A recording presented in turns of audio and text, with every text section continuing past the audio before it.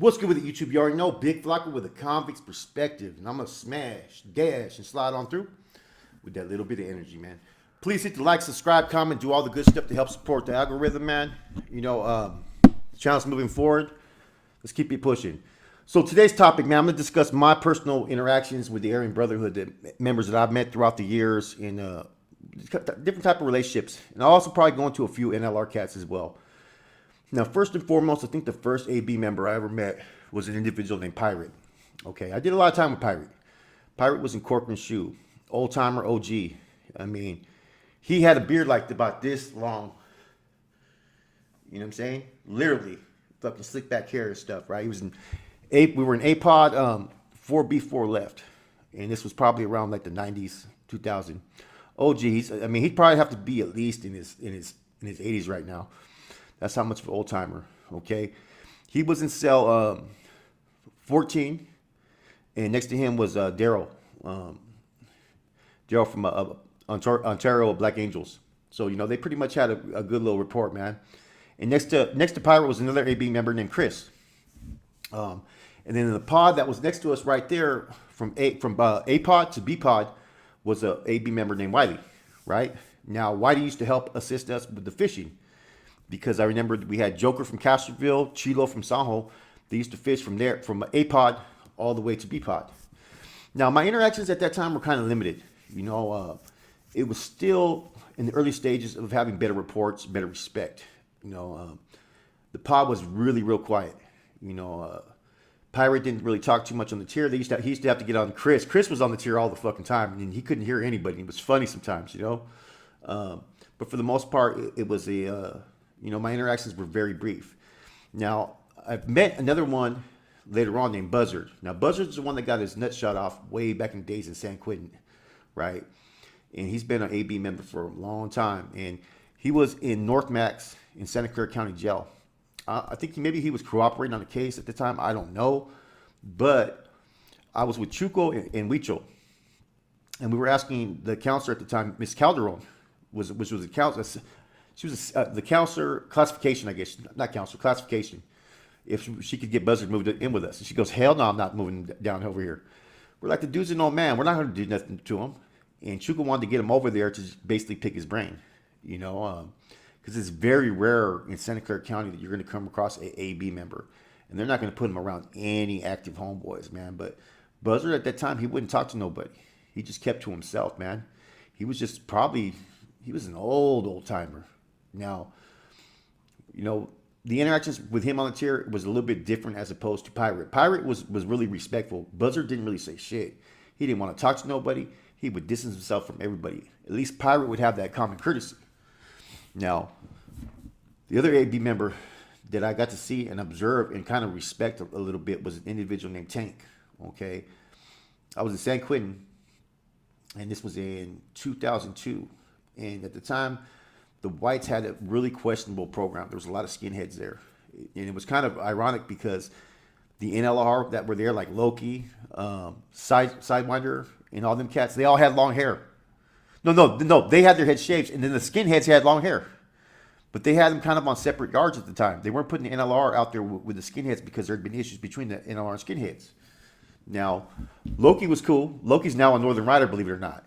Yeah, and NLR became a Northern Rider. Loki was cool, but at that time, see, I was barely starting to have, relationships with people outside of that were oppositions. You know what I'm saying? Like, he would tell me he's holding my water in San Quentin, right? Like, hey, I need a water check, and he goes, I got you. I would ignore him, right? Because I'm not going to trust the enemy.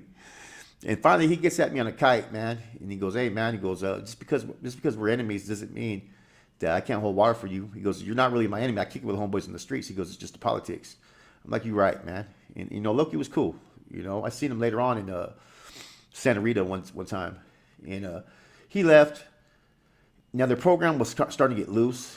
They were fucking like cell soldiering on the tier at times. They were talking to all the people in the first tier. Then I think their shot caller at the time was some dude named I want to say Sunball. I think that was their shot caller at the time in the hole for the whites. An AB member named Tank got there. Their whole fucking program just fucking switched over, man.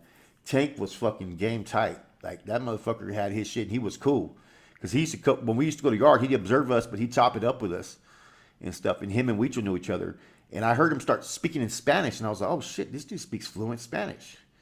And come to find out that this individual made over $1 million on the stock market while he was locked up in the Bay, you know?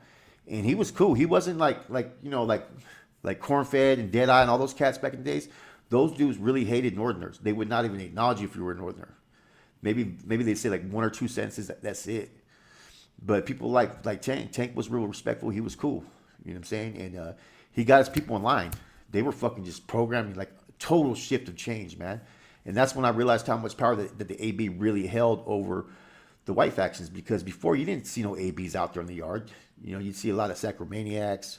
You see people from NLRs weren't allowed to walk the yard yet, but P9, all these different groups, and just regular woods. Every wood got on file. You know what I mean? And that's when we actually fucking intercepted their. I don't know if we intercepted it, but half did ended up with their policies and stuff. And there was all kinds of interesting shit that they had, and they had like their own like HHPs there. You know what I mean? And from there, I did time with a lot of other AB members like what's his name? Pirate again. Then I was there with Mark from out there. Then Casper was there with me from Visalia. Casper was an NLR, and he was cool. Casper was cool because I tripped because most of the NLRs that I had relationships with that were from up north, they were fucking cool as fuck. You know what I mean? They knew what time it was if they hit a main line because they were one of our main targets. But the ones from down south, like I met Casper from Ontario, who was cool with me when there was no homeboys there. But as soon as a couple of his homeboys came, he started switching up on me. Him and some other dude named Wiley from Ontario had that Nazi lowrider on the back of his back. They were getting validated with me back in 99.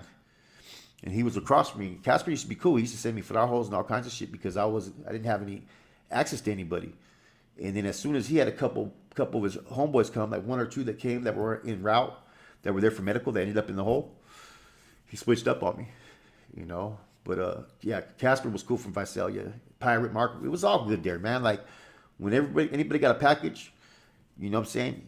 They would make little both sides, right? And then pass it out to, the homeboys, so everybody gets something. You know what I'm saying? Whenever you got a package, and we do the same thing. Boom, boom, boom. And we would also were signing a lot of 602s, and so like to be honest with you, I can see where the transition to where the end all hostilities was starting to subside a little bit, where we were having better relationships with people, and there was a couple other cats that were there at that time that were AB members as well, that I did a lot of time with. I didn't do no time with none of their leadership because most of their leadership was up in the Bay, but those that were up in Corcoran for a minute, yeah. There was a few of those cats, and their program never really was. It was never obvious what they were doing. You know what I'm saying? Like I had in our pod that when I was there in B pod, I had like Nego Cabral from Colton, old school MA member, been one for fucking years. He passed away. He was a cool dude. You had Jacko in the other pod, which I'm gonna do some stuff on Jacko in a little bit, guys. I got some interesting information on Jacko. Weddle was there, fucking Artie. I did all time with all those cats back in the days. More MA members than AB. But the AB members that I met were fucking cool though, for the most part. Dangerous, treacherous, but the same token, they were respectful though. There was no really like beef. Now some of the NLR cats, it was always hit and miss if we were cool or not. I got along with a lot of cats that were NLR, and then some cats I just couldn't stand because I was from up north. Sometimes the NLR that were from down south would traditionally not like Northerners for whatever reasons, And I did a lot of time with a lot of NLR cats, man. Sparky and all those cats from San Jose, and Marcus from Coco County. They were all cool. Marcus was on the yard with us, man, and this is before there was a green light that the NF put on the NLR back in the 90s. To walk our yards, and they'd walk around. They were cool. You know what I'm saying? They were from Coco County and shit, man. There's like two of them. One of them had a big old NLR, and then Marcus didn't have no tats. And I was with him on the main line, and then later on, I was with him in the shoe, And Jesse Turner from Tracy, me and him used to chop it up all the time, man. He was my vecino when we were in DVI and stuff. And one of the homeboys disrespected him like fucking in the most fucking It was one of the reasons why we removed him. You know what I'm saying? But it was also other charges. He was disrespecting Jesse hella bad because Jesse used to fucking get on the tier with this native cat and talk about how he liked fucking George Bush. And that's when Chino from fucking Manteca told him fucking motherfuckers, if George Bush was on the 1 yard, every white boy would have their dick in his mouth. I was fucking like, oh my god. Then he sent fucking Jesse a kite calling him a pussy 1 yarder. That he was on the integrated yard back in the days, and I'm like, dude, this dude Chino's too much. Anyways, yeah. There's a lot of other people I forget that I met throughout the years, though, man. But for the most part, man, I met Little Red from Warrior Skinheads. He was a pretty good, cool dude that got put in the hat because the AB sent NLR to take over High Desert, the yard that he had, and he refused to do it. And he had those two NLR dudes hit. So, I used to chop it up with him a little bit and got a little bit of understanding. He was telling me about that there was no more really truce amongst Sureños and whites. Now, this is during my era, guys. Now everybody's pretty much getting along, but there was a period back in 2004 that the NF set a filter out, and it was an NF filter about the AB and MA getting into it in death row, and that they're currently at war, and that we were to stay out of this war. And then this is when the understanding was further explained that something happened, I guess, in the adjustment center between the MA and AB. And in certain joints, it was starting to kick off. And then, whereas before the Sureños would have total control and even the Woods would just pretty much comply, a lot of times they were kind of running more independent. They would still get along in certain places and facilities, but in certain level 4 yards, it was kicking off with Sureños and whites. And that's the same thing that was going on with the Northerners and blacks. And it was like nobody really had any type of alliances like they used to. You've seen a total shift of change. And we got that filter, and that's when I explained in an educational filter that the reason be it that we have no alliance with any whites is not because we're not more than willing to do so. It's because as long as they fall under the authority of the AB, we always have to consider them in opposition. Because the NF always had a very, very, very they had personal issues with the AB because it wasn't their funk to get into. They involved themselves in the MA and F war. And, the NF always really had issues with that. There was a few killings that the ABs actually did, what I'm saying, that they were involved in on NF members back in the 70s. The NF have killed a few ABs as well. You know what I mean? And that's where all that, the North-South and then the white things, all these political alliances came into play. And, I just started to see that the interactions we were having with each one of these groups started to change, man. Like, we weren't as close as with like the Jama or Kumis like we used to be. We had better relationships with the Sureños, it seemed like at times. Yes, we're enemies and foes back then, but if there's no funk, then why can't we just sit there and do our time and be respectful? It wouldn't be uncommon to sit there and have an hour conversation with a Sureño like this, chopping up about life. You know what I'm saying? And we were always taught, though, never to get over familiarized. Never to let emotions or feelings come when you're talking to individuals. Make sure that even though you're there to try to get intel and information, because everybody's doing that. They're trying to get information off each other and trying to figure each other out, and they're analyzing you, and they're doing the same thing. And then sometimes you start to, enjoy the conversations you're having. And that's one thing that used to be frowned upon, like, hey, keep this business. The prison setting, it gets really like, it's a really difficult place to be as a convict because you have to wiggle a certain way. You have to adapt to certain rules. You have to follow certain procedures. You have to sometimes put out a certain persona that may be not you, but you have an ulterior motive in what you're doing.